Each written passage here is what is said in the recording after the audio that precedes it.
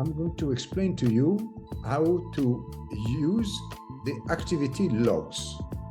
For that, you need to understand, first of all, that when you go to settings, you have the practitioners.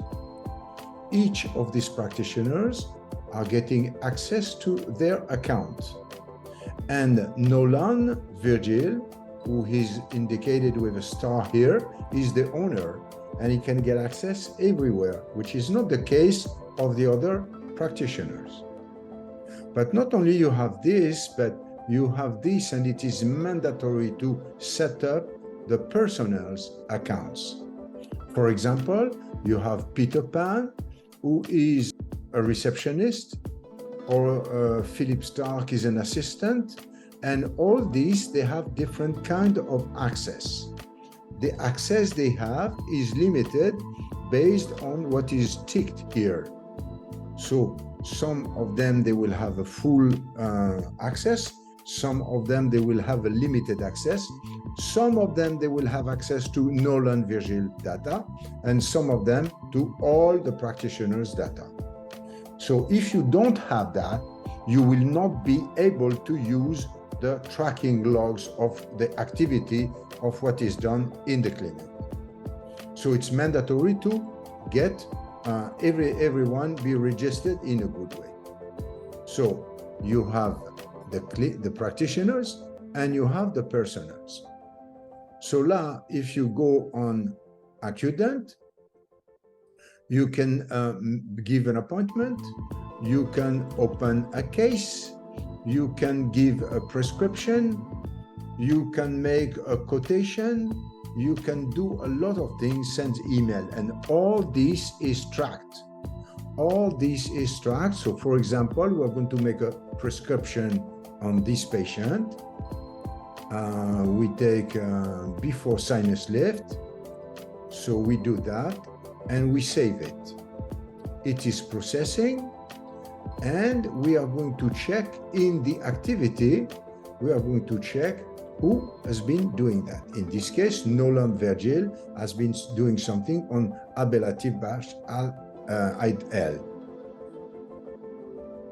Okay, we go to clinic reports. You go at the bottom to user activity logs, and there you see all the logs which have been done by all the practitioners and all the responsible personnel. So you see Nolan Virgil, Alexander Jawad, Lennox Katerina, all these have been doing things.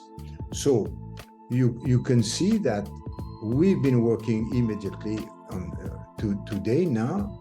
Nolan Virgil has been doing a patient prescription to this patient. If I double click on the line, or if I click on view, I open and I have what has been edited. So if a mistake is done by someone, we immediately know who has been doing that mistake or who has been doing the procedure. If we have a patient, if we have a patient like Abbas Younes, patient of Lennox Katerina, when we click on the name, we go to Lennox Katerina and we go to the patient's file. So it is very easy not only to know what is the action, create, update, delete, or download, and you have the action here. It is also possible to load, because you want to see, we are going to check Alexander Jamal. So he's been doing this and this. So we can select by responsible personnel. We can select by practitioner or by search.